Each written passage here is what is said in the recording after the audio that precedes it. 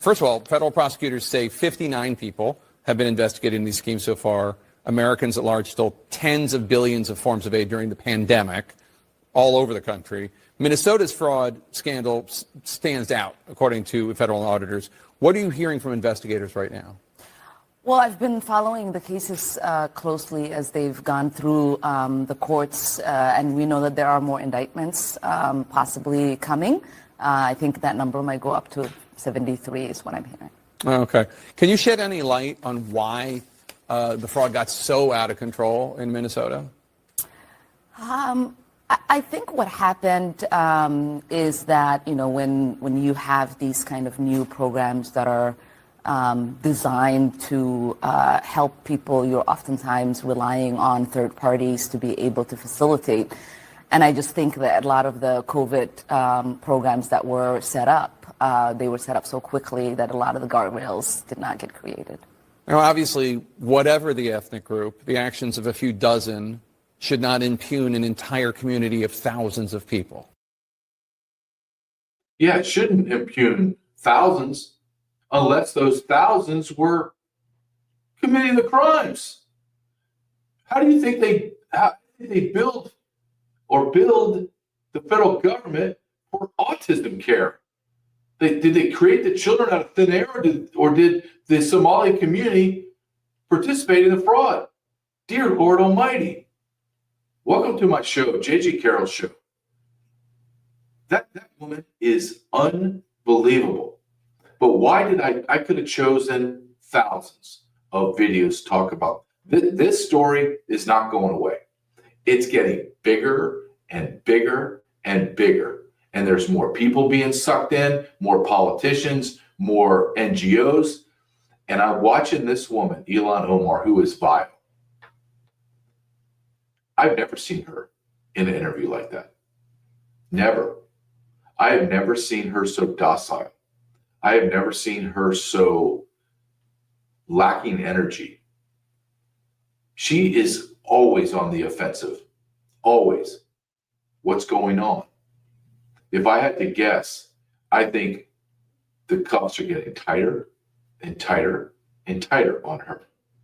When he asked a question, tell me about the fraud, she's sitting there and she almost swallows hard and says, well, I think there's 73. Okay, 73, but it's the way she said it. Is she going to be the 74th? Is that what she's thinking? Is she the 100th? She has a little time. I think she's going to be implicated. Tim Walz is absolutely implicated. Either he got kickbacks and votes or money or both. So it's going to come out. Ilhan Omar, oh, that's a whole other story. She and her people are vile. They're garbage, to quote President Trump. And he's right. Now I'm going to show you a video here a little bit. This is already, the Somali virus has already coursed its way into Maine. Maine has the same issues. Minneapolis, if I told you in the 80s, hey, Minneapolis, which is Norwegian stock, blonde hair, blue eyes, Vikings, in less than 30 years, we're going to have Minneapolis poured into third world retarded Somalians. And all of your representatives are either going to be Somalians or they're going to be beta males scared to death, like Mayor Fry, that speaks in that gutter language. You would think I'm crazy. But President Obama dumped hundreds of thousands of Somalians in North Dakota, Maine, and Minnesota. And then when he dumped them in there, then they voted in their own people. They voted in their city council. They voted in their mayor. They voted in congresswoman. The only reason that other piece of garbage didn't win the mayor is because those idiot Somalians have tribal warfare and the other tribe wouldn't vote for them. What in God's name has happened to America. Look, my title of this show is America is the world's largest crime scene. And it just hit me today when I was preparing for the show and I had to come up with a title. I was like, before I came up with the title, I'm thinking, there's crime is rampant. It's everywhere. It's violent crime like sex and rapes and armed robberies and assaults. There's immense white-collar crime, insider trading, politicians cutting deals, treason. And then there is voter fraud.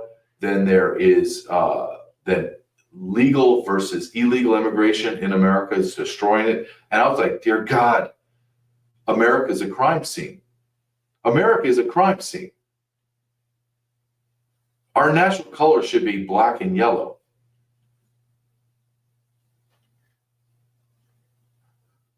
We are a nation that is lawless. We are a nation that has no law and order. We are a chaotic, lawless nation.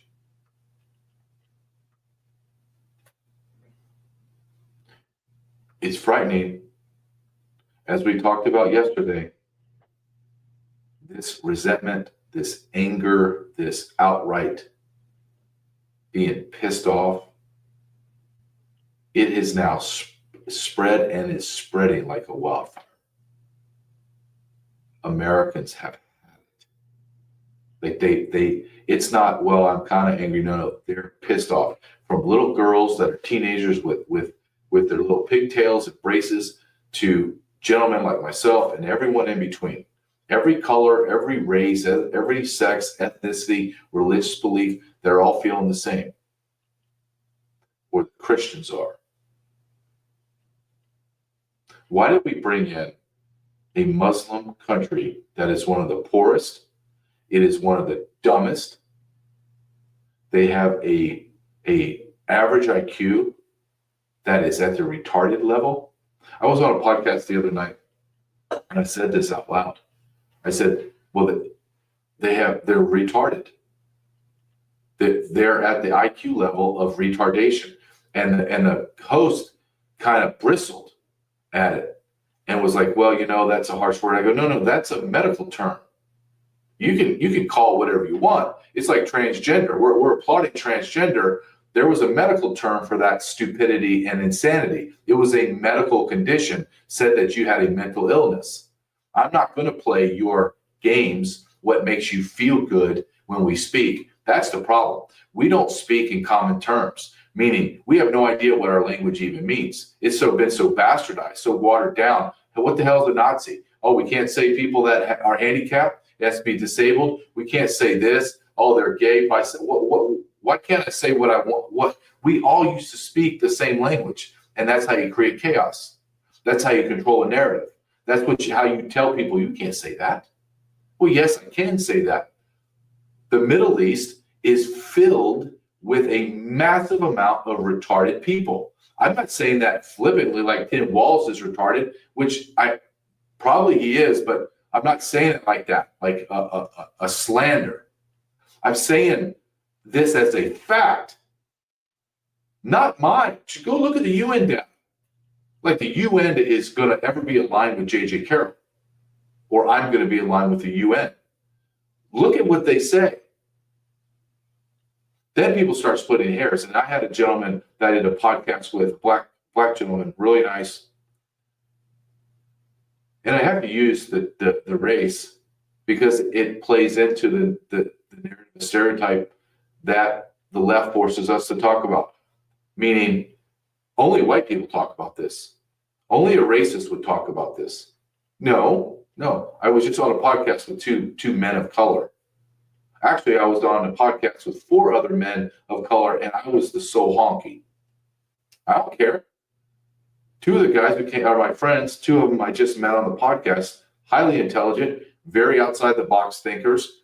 Loved it. I had a 45-minute conversation. Loved it. Wish I could have stayed another 45 minutes. But this black gentleman says to me, well, you're absolutely right. That is true. But I want you to understand that the baseline for retardation in IQ is really 85. And then he goes on to explain to me the reason why they the power, the medical institutions and the politicians, why they dropped it to 70, because the 85 was catching too many minorities. So too many minorities in America were being labeled retarded. So they changed it. They changed it to 70. The African nations, the Middle Eastern nations, the Muslim nations can't even get to the 70 mark. Do you understand what I'm saying? 70 is retarded. That means that's the average. So that means there's people with 85, 90 IQ, and there are people in the 40s. Like they can't even function because they inbreed. It's completely incestuous. They're marrying their first cousins. They're having sex.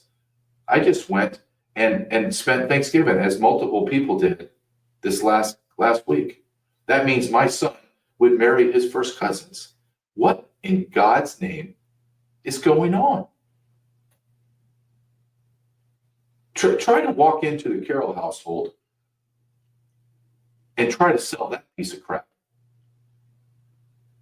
Honestly, think about you're having Thanksgiving dinner and some relative, your brother, sister, whatever, says, hey, you know what, Johnny and Sally, they're going to get married. Excuse me? Yeah, they're dating and they're going to get, okay, time. They're first cousins, you jackass. How did you allow this to happen? There would be a brawl. There would be a brawl. The police would have to be called. There would have to be psychologists called. It would be a plethora of stuff. But no, in the Middle Eastern countries that are run by Muslims, this is what is normal. We have turkey, mashed potatoes, gravy, some stuffing, have a little wine, soda, apple pie, maybe some key lime pie, and we're all fat and happy on Thanksgiving. No, that's not good enough. You have to have sex and marry or not marry and just have sex and have babies with your first cousins. That's the tradition that Somalis are bringing here. As Ilhan Omar has said repeatedly, we have been a fabric of American society. No, sweetheart, you just got to our shores in about 1990s. How did you have a say in anything that's happened into our country? In fact, after we've given you everything off our backs, the shirts off our backs, given you money, you steal from us. You're a vile, garbage group of people. And I love that Donald Trump calls it that, because we need to get back to common terms. They're garbage. Ilhan Omar's garbage. I showed you the video. You don't have to be a guy in law enforcement that interviewed people and did this for a living. You can just be an average Joe and look at that and go, that's not right. She's not on her game at all. Why? Like, I have been tired before I go on a show. I've been tired. Like, I'm going to give a speech tonight in Missouri. A little tired. But when you start going, you get amped up. You go, okay, I'm going live. Even if I'm tired, okay, snap out of it. Let's get focused for, the 5-minute segment or 15-minute segment or a 45-minute speech. Let's get my A game. Let's get me going. She's always on her A game. She's not a dummy. She's one of the non-retarded ones. She's the one who uses the retarded people to her benefit. So for Ilhan Omar to stand there and given softball questions that she can't answer with any kind of energy, that tells me that she is scared to death. And I watched this happen 2 days ago. We played on the show where she got not accosted, but she got spoken to by Laura Loomer's reporter and asked basically the same questions about her marrying her brother and that how Donald Trump called her garbage. And she didn't have a response. She was very reserved, very, very, very civil, almost to the point of resignation. I believe she knows the walls are falling down around her. And she's next. She's next. Donald Trump already said, I want her denaturalized and kicked the hell out of our country. I second that, sir. Get her ass out. Now, watch this video of is pretty amazing how he articulates this about the Somali scammers and the Somalis and Ilhan Omar. Watch this. Obviously, he's got a lot of egg on his face. It's a big scandal. But I'll tell you, I'm watching the clip of Ilhan Omar. This is somebody that fled this, terrible country, no rights, and then she comes to the United States and uses our freedoms to try to make us more like the country she fled. How the hell does that make any sense? And why did we, over many decades as a government, obviously, not me or current Trump administration, but what had happened to bring in so many people who really don't necessarily want to assimilate? And I think some of these candidates who run there talk about they're not America first, but Somali first. So it's really a failure of the elites in this country with how they've handled immigration, particularly by putting Americans last. Well, they say it's racist if you say that all these Somalis stole $1 billion. Yeah, the race card is what they're trying to do to evade accountability. They'll say you're racist. They'll say you're, quote, Islamophobic. If you question why some of these folks have no interest in assimilating into American society. And I think people, particularly in Republican side and the conservative side, I think we're beyond where they can just sling the race card out and people should be scared of that. That's what they'll do. That's their default. But I don't think people are buying it anymore. No, we're not buying it anymore. I have bought it for decades. Being a big white guy from the South, being in the Border Patrol wearing the green and arresting brown people, as they tell me, call me racist.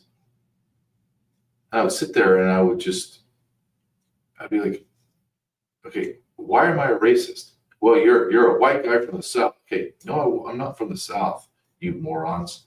I was born in Massachusetts. Is there a more liberal, disgusting place than Massachusetts as far as ideology? Come on.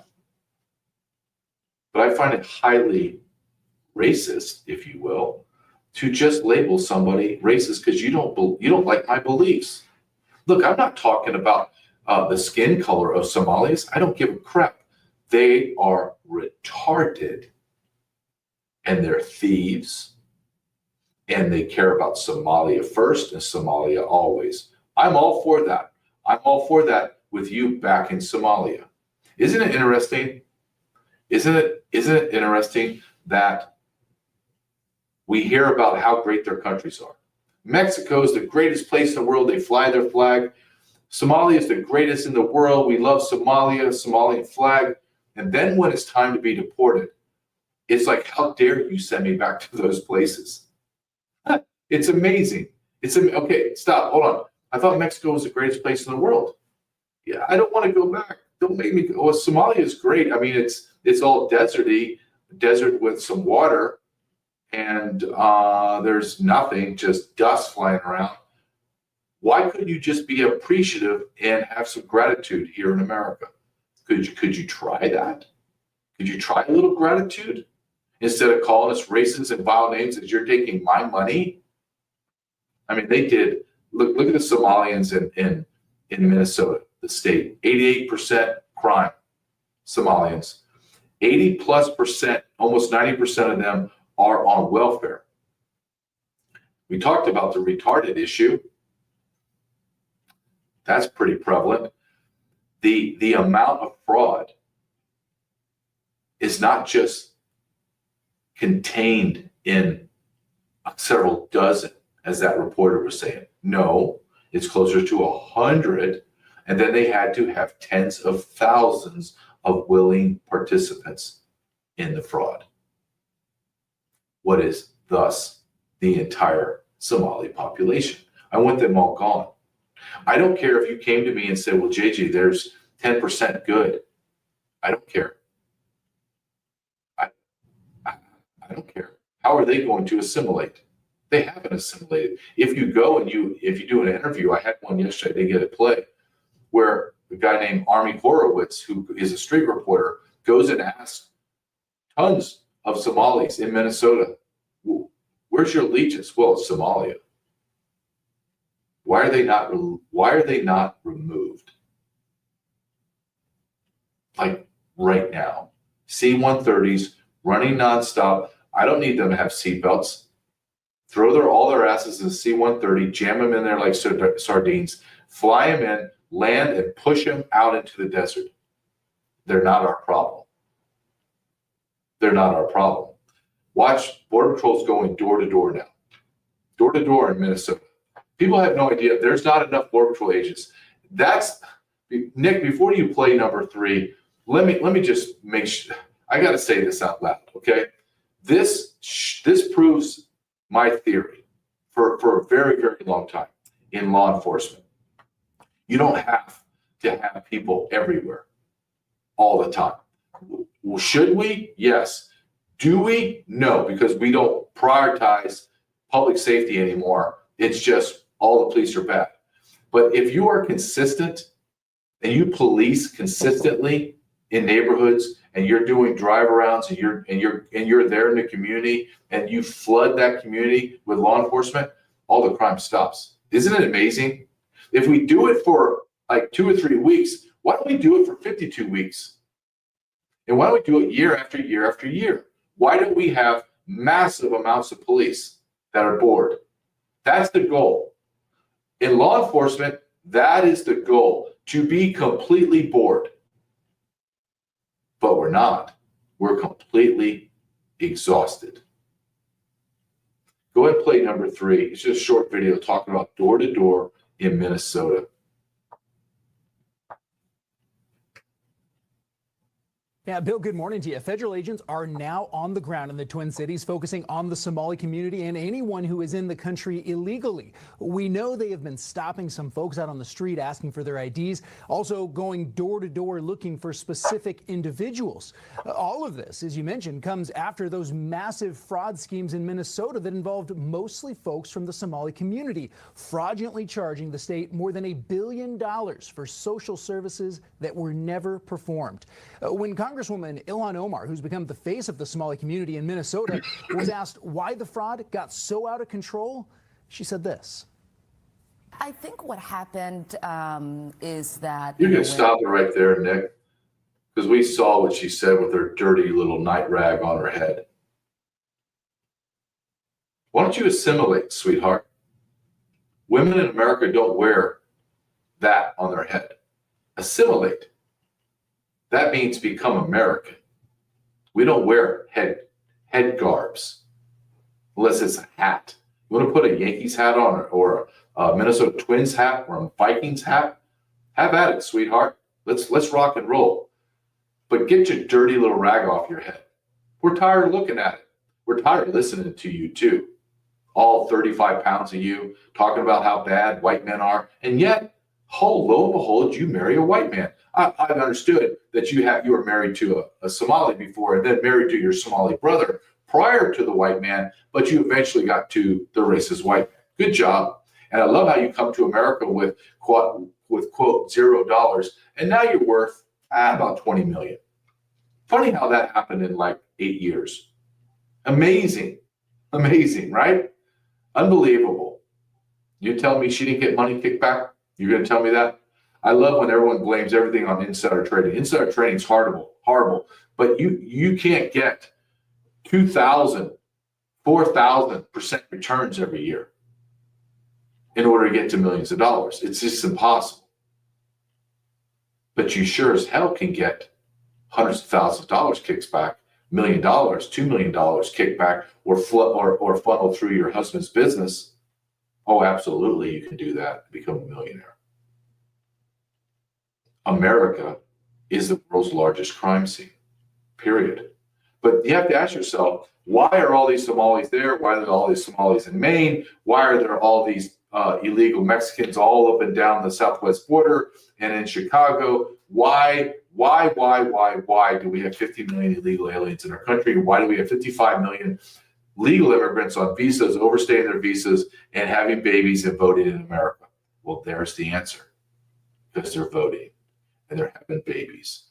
Listen to Joe Rogan as he is having these epiphanies, as he begins to understand about what they did in Little Mogadishu. Play this, please, Nick.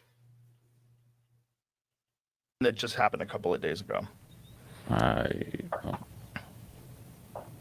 it. Yeah, I'll find it. I'll check on Twitter.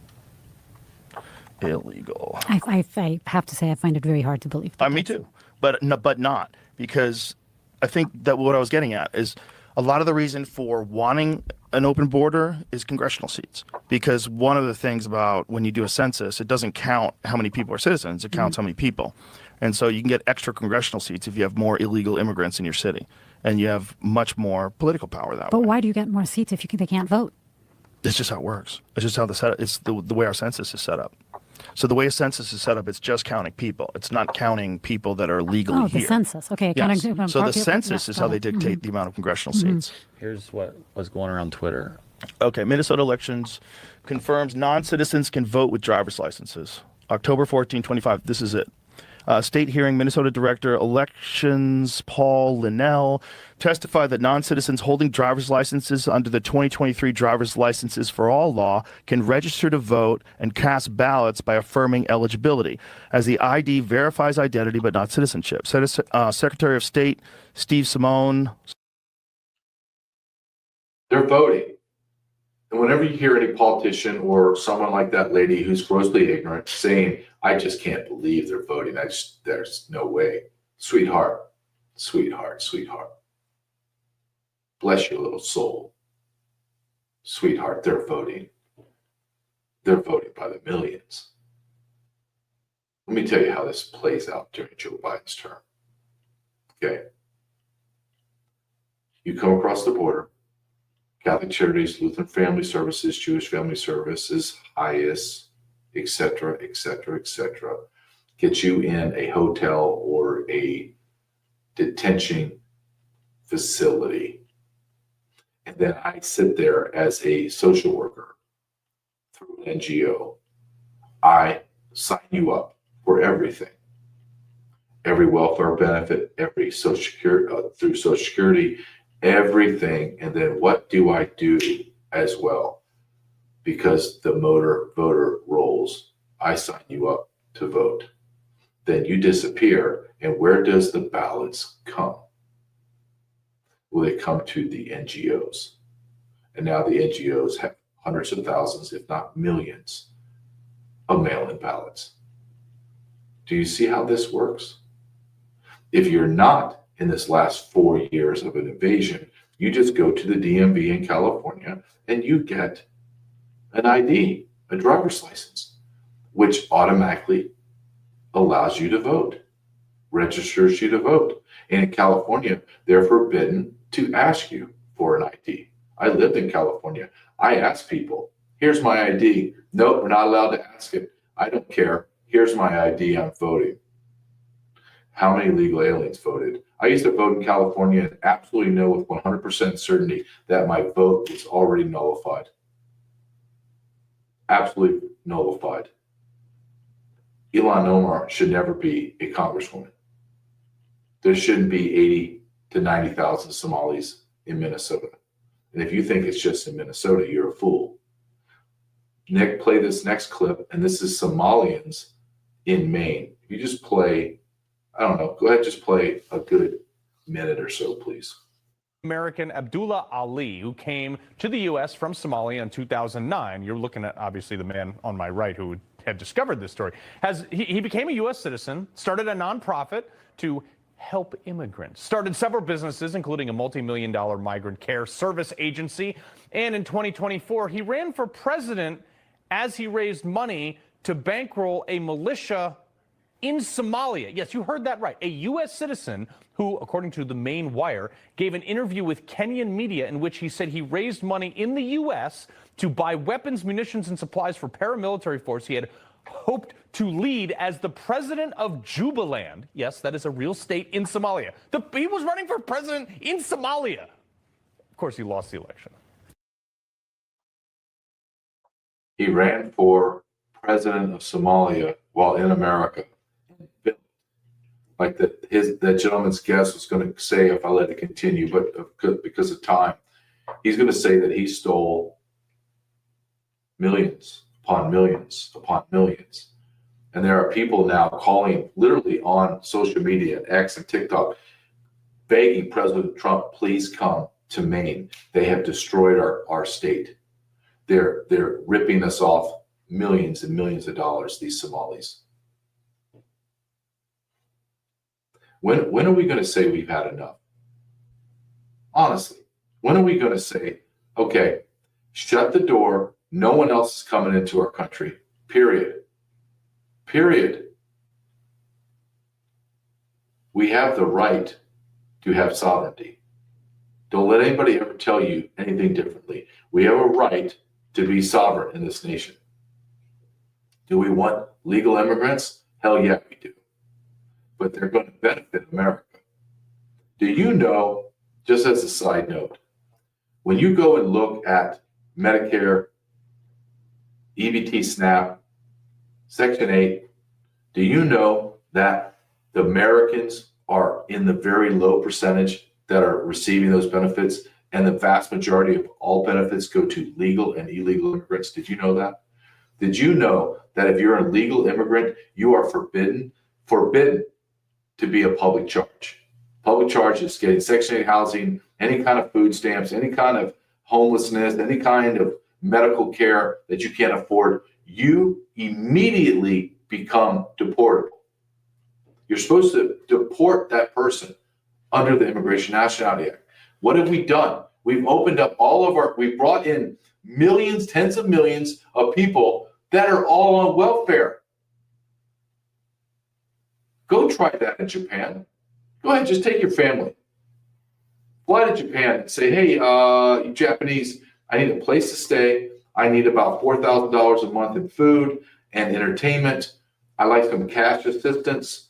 My family, my wife's pregnant, so she's going to need medical attention. My other son has autism. Is there some kind of payment system that I get for having autism? Then my third child, they're special needs. So not only do I need his English a second language, I need some kind of other tutor. Go ahead and make it happen, Japan. You think that's going to happen? Honestly, even if you're a stupid liberal, do you really think that's going to happen? If Japan doesn't have to do it, and Iran doesn't have to do it, and China and Russia, why are we doing it? Because we're part of the Great Reset. We're part of bringing down the greatest power the world has ever seen. In order to do that, and when that happens, the Great Reset can be fulfilled. That's just the truth. Not my words, theirs. I'm going to show Nick, when you pull up number 6, don't play it just yet. I need to set it up. This is, I have it written down on my notes. Look at what happens when we allow foreigners and illegals into positions of authority and power. They rule over us. So Ilhan Omar fraudulently obtained through multiple fraudulent statements to become a refugee and then naturalized citizen. And she votes for Somalians. Jalapal votes for Indians. And this piece of human garbage, to quote President Trump, her name is Delia Ramirez. Well, I have a special place in my heart for Delia Ramirez. She's an illegal alien. She's a congresswoman from Illinois. And I have a special place in my heart for this. She's lost a little weight. She's a fat Guatemalan because she was in my congressional testimony and she slandered me. She misrepresented some ex post as if it was mine. And then she just called me all kind of vile names. But at the end of her tirade about me and how white nationalist I am and how horrible racist I am, she made a very important declaration because she got very emotional. And women, men too, but particularly women that I've realized in interviewing and interrogating criminal women, when they get emotional, they say things that they would never, ever, ever say because their emotion overrides their critical thinking. And what did she say in my congressional testimony over a year ago? She said, I'm almost going to quote her, when my mother crossed the border illegally from Guatemala, she was pregnant with me. And if you understand the Constitution as it was written, not as it was kind of half-assed determined in 1980s, she is not a citizen of the United States of America. You call her whatever you want, but she's an illegal alien sitting in the halls of Congress. She's married to an illegal alien. They call him a dreamer, but a dreamer is a very, very kind word to describe an illegal alien. So where do you think this woman's allegiance is? I will tell you before I play this, because earlier this year, she was in a Latino, Hispanic, I don't know, whatever you want to call it, conference down in DF, Mexico. And what did she say down in DF in front of thousands of people? She said, quote, "I am a proud Guatemalan first, before I'm a proud American." Why wasn't she stripped of every assignment and perp walked out of the Congress? Because our congressmen are stupid, they're gutless, and they are some of the dumbest people in our society.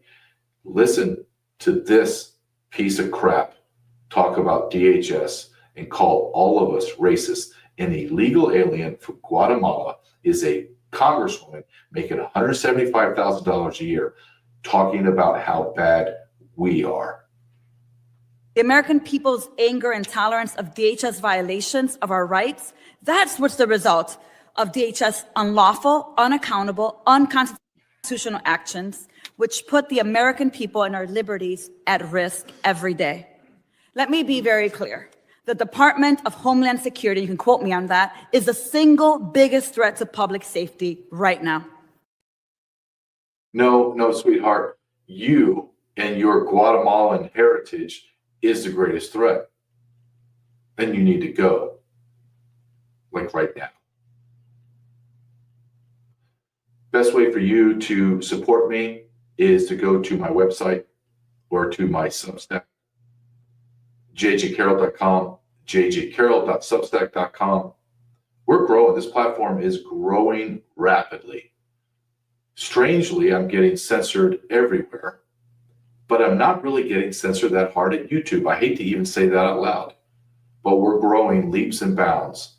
So I appreciate the sponsorships. I appreciate going and being a subscriber to my website and to my Substack. When you go to YouTube, please hit the subscribe button. Make it impossible. Make it impossible for the social media companies to hold people like me back. I'm not a conservative.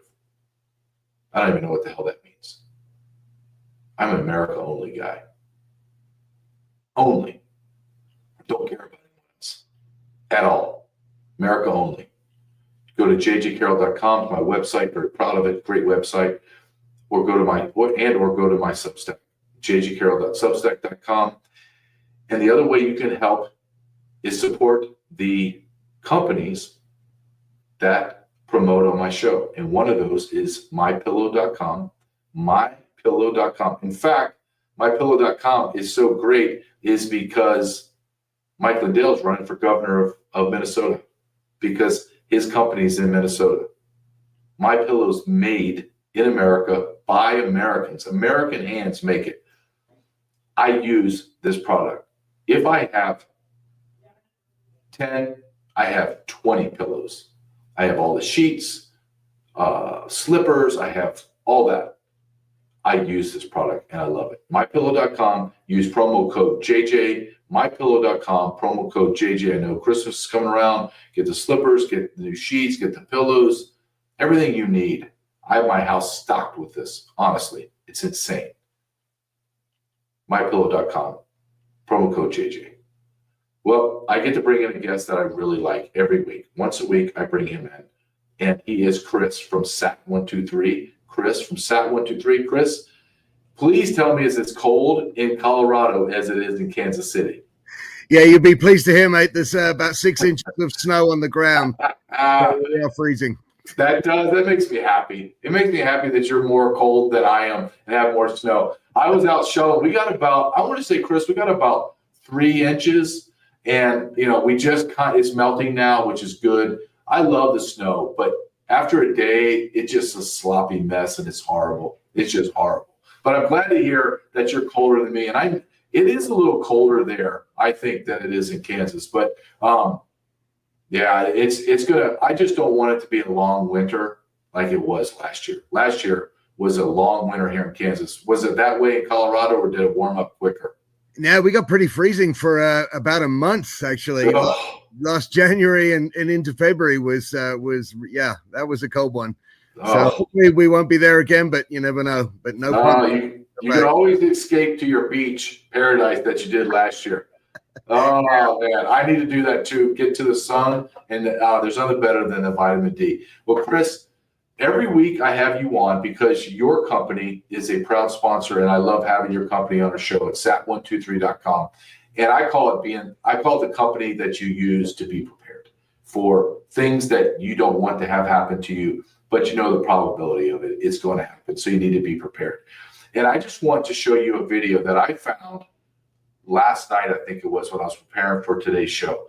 And it was Marjorie Taylor Greene on the House of Congress. And she's talking about it, grabbed me, because she started speaking about the numbers of cyber attacks, the attacks on our infrastructure, how many government instruments are attacked daily and annually. And it was shocking to me. So I want to play you this video of Marjorie Taylor Greene. Then just get your response as somebody that is in a company that is preparing Americans for these type of attacks and these type of situations in America. So let's play this just for a minute, please. The average cost of a data breach in the U.S. amounts to $9.36 million, almost double that of the global average. As you, Mr. Montgomery, testified, the FBI received reports of $12.5 billion in cybercrime losses in the United States in 2023, an increase of nearly 20% over 2022, which is definitely alarming. Ransomware attacks rose 74% from 2022 to 2023. Cyber attacks on critical infrastructure globally increased 30% in 2023. 1 in 3 Americans, and this is shocking, were affected by healthcare data breaches last year. Government agencies were the 3rd most targeted sector from ransomware attacks in 2023, and there are roughly 500,000 vacant cybersecurity jobs in the United States, Mr. Chairman. That is a serious issue. Most cyber attacks fall into a never-ending pattern. A threat actor, often sponsored by a nation state, exploits vulnerabilities in the system. They exfiltrate sensitive data or encrypt it for ransom. Then there is an investigation into how it happened, who was involved, and what measures should be taken to prevent it from happening again. And then it happens again and the cycle repeats, and we're all in a very serious dilemma.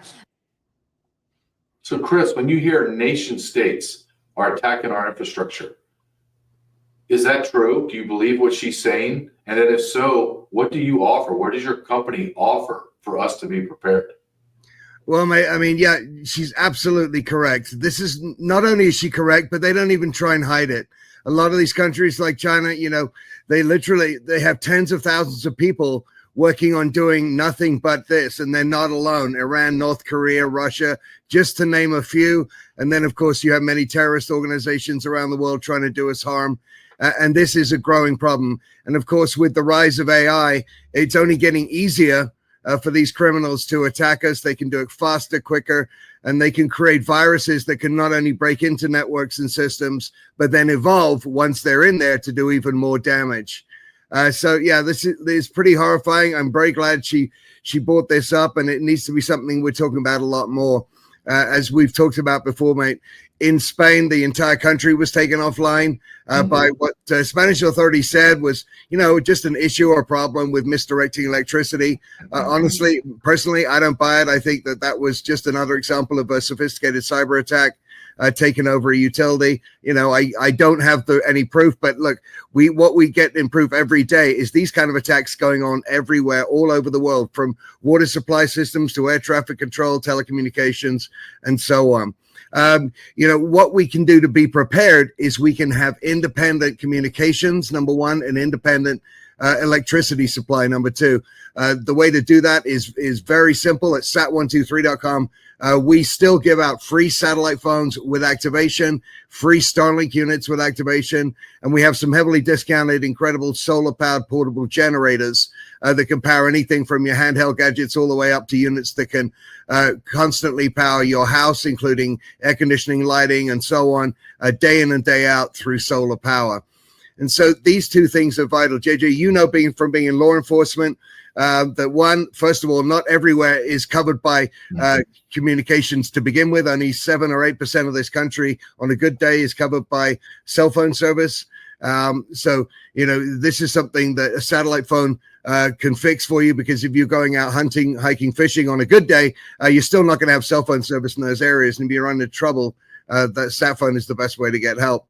But look, internet, it's the same thing. We all rely on the internet and data for literally everything we do. We'd all be lost without it. So don't be without it with a Starlink unit. But finally, and I think most importantly, if you don't have power, you can't recharge any of these things, and nothing's going to work. And the power grid, unfortunately, is very vulnerable. It's old. It is not built for what's coming with this massive power increase in demand from data centers. We need to address that. I know President Trump's Genesis mission sets out to do just that, giving the Department of Energy control over, you know, modernizing the power grid, and that's a great step. But we are vulnerable in that regard. So independent power communications, these are very, very important things, mate. I agree, and Donald Trump has said that. He just said that 2 days ago when and I think it was missed by quite a few people, Chris. He says we have to rebuild America. And when you hear that, I don't know why most people didn't gravitate or jump on that, because that's a big statement. It's not like, hey, we need to do improvements on our infrastructure. No, we need to rebuild our infrastructure in our country. And that is one thing that we're vulnerable about. We're vulnerable on our infrastructure. Our infrastructure is outdated. It's not proper. And Donald Trump, you're right, is trying to do something about it. But there's this point where we are extremely vulnerable. So I believe strongly in your product, your company, everything you need, because it prepares us. Because Chris, is going to happen. You and I are joking about the snow. Man, the snow comes in, the wire, the lines go down. You have nothing. You're just stuck. And what is it? Look at Texas a couple years back. Days, like literally days with nothing. Yeah, weeks. Weeks at times. Yeah, it's. I mean, look at North Carolina. Look at Maui. I mean, you can say those are man-made, or you can say those are natural disasters. Whatever you want to say they are, it doesn't matter to the person sitting there that has nothing. They have no connectability. They have no power. That has to be a sick, horrible feeling. So that's why I really am proud to be a partner with Sat123. So everybody go to sat123.com/JJ. Chris, I hope it blizzards you, man. I hope all the snow God wants to put in Kansas, he shifts to Colorado. Just push it up, man. Push it up. So stay warm, my friend. Stay warm. And we'll see you next week. Thanks a lot, mate. Cheers. Cheers. Thank you, Chris. Chris from sat123.com. sat123.com/JJ. I love Chris. Chris is just one of those guys that you just talk to and you feel better. Because I know we talk about some dark things and hard things. We talk about reality. I mean, let's just stop playing games. We just talk about reality. And Chris brings just to me like a shot of humanity. Like, okay, there's one of the good guys on the planet. Like, it's obvious you can see Chris is a good guy. And I need that. I need it. I need that. I need Kim Yater's shot of absolute optimism. Needed in these dark times. Because America is a crime scene. America is a crime scene right now. You know, Nick, can we go to, I want to talk about this. I'm going to go to number 7, if you don't mind, Nick. And I'm going to start it out. Let me just tee this up. I'm going to show you a clip of Stephen Miller, who if you've been on my show, followed my show, you know is someone that I respect a great deal. Respect this guy. This guy was one of the leaders against illegal immigration for decades. Like in high school, he was getting harassed by Univision, Telemundo, all the activist group hated this guy in high school as a teenager. And they hate him because he knows exactly the problem. And he's talking about right now about the Democrats siding with the narco smugglers. You have Democrats and Rand Paul, who's basically a Democrat, complaining that we're not giving the narco smugglers due process. They're good people. Oh, they're so good. Look, you're listening to a guy right now talking to you that did the job. I created and then ran a task force called the Coastal Border Enforcement Team, CBED, on the coast. And this is what I did for 5 solid years. Midnight shift, working the coastlines from San Diego to Santa Barbara every single night, taking down narco smuggling boats. These people would cut your head off with the machete they have there on their boat and laugh about it. So spare me. Listen to Stephen Miller as he just speaks truth after truth after truth. This is the first time I can ever think where a major political party has sided with narco trafficking, murdering, terrorist scum. You know, you play one of those clips from a Democrat who said, oh, there's no such thing as a narco terrorist. They're just narco persons. The ISIS and these narco terrorists in our hemisphere use the same tactics. They use rape as a weapon. They skin people alive. They cut off their heads. They burn them to death. These narco terrorists, if a politician opposes them, they kidnap their family. If they don't give them what they want, they murder their family. You can go to the Border Patrol here in the United States and you can say, draw me a map of the border, and on the Mexican side, tell me which cartel controls every inch of territory. And the border agents can literally say, mile by mile, which cartel controls which section of the border. Not the Mexican government. They don't control it. Which cartel? When President Trump declared these organizations foreign terrorist organizations, that wasn't just a talking point. That wasn't just a buzzword. It was a promise from this president to use hard American power to kill and to stop these terrorists, these enemies of the United States, from killing our families, from killing our children, from taking over our communities. And that's what President Trump is doing. Amen, brother. And you're absolutely right. No one wants to talk about this, but Mexico, the nation, is a narco state. The narcos and the human smugglers own the border, own it. They determine how much narcotics, how many people, how many children, how many everything comes across the border. They own it. The Mexican government it's a body that functions. The narcos run everything. Now, Stephen Miller was talking about these Democrats that actually said, oh, they're narco people. And you laugh because you think that's absurd, right? I mean, he's just making fun of them. No. I'm going to show you a video next. This jackass, his name is Jack Reed, Senator, Democrat, of course. He's the ranking member. Listen to me. He's the ranking member of the Armed Services Committee. I want you to listen to 2 things. First, listen to this guy. Is he either high or does he have dementia? And number 2, I want you to listen to his excuse for the narco terrorist. Go ahead and play this. This is unbelievable. You know, one of the factors that drives youth in the United States is demand. And most narco traffickers are not in those boats. They pay people to do that. And usually people who are not significantly involved with narco trading, it's the way they make money. Mm-hmm. You know, one of the factors... Okay, that's the number one. Could you get a shot? Can you go down the hall to McConnell's office and they'll give you a cocktail to shoot it up? They call it the Biden. Give me the Biden. look, I'm 90 years old. Just give me the Biden, and then I can start talking faster. Then that idiot, I can't believe these people aren't in control. That idiot says, well, those aren't really the narco smugglers, even though they're the narco smugglers. They're not really the narco traffickers, and yet they're trafficking narcotics. Well, they're just making a living.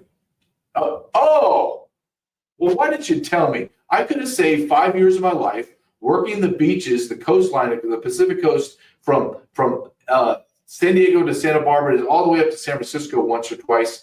I could have just saved all that because they're just trying to earn a living. Damn it, if I would have known that, I wouldn't have arrested thousands of people doing this.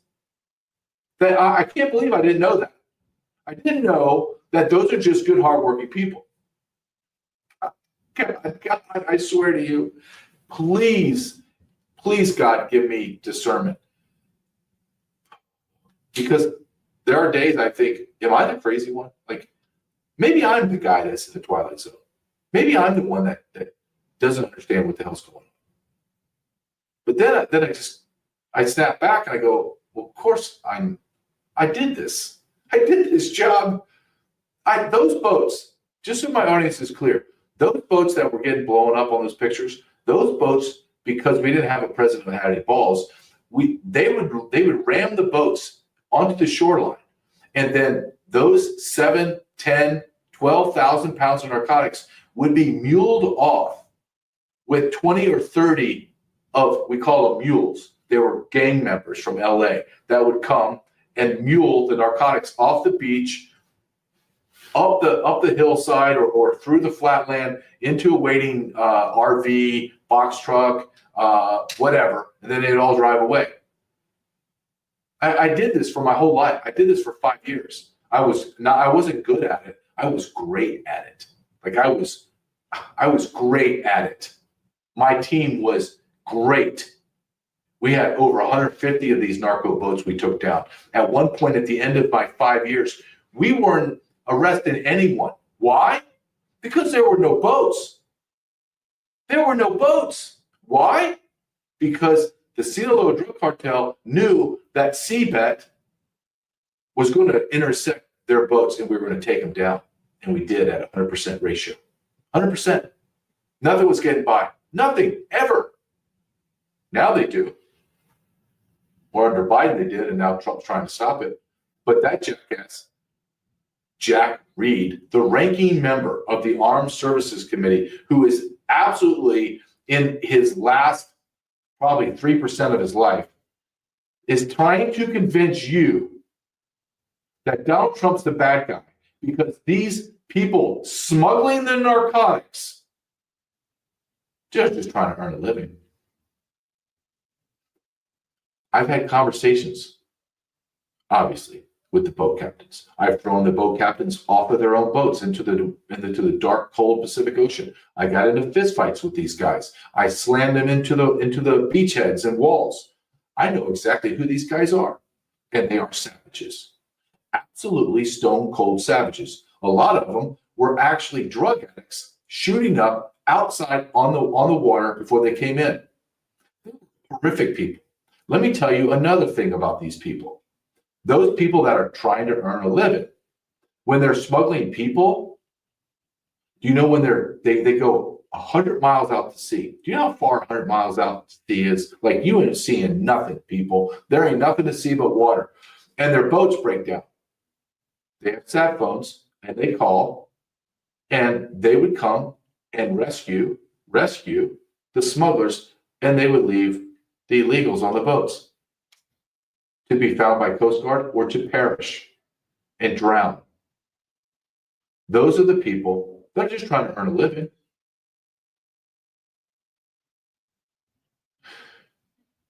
I swear to you, there are days where I think nothing's going to get better. Nothing's going to get better unless there is a massive, massive annihilation of the system. I really do. The stupidity, the incompetence, and coupled with the corruption, the mass amount of money corruption in our federal government and even state and local is so debilitating. I don't know how we recover. I just don't. Just like I talked to Chris with SAT 123, you need to be prepared. As Donald Trump said, America is at a tipping point, and we can go bad, or we can go good. We are at that space and time in history. Buckle up, America.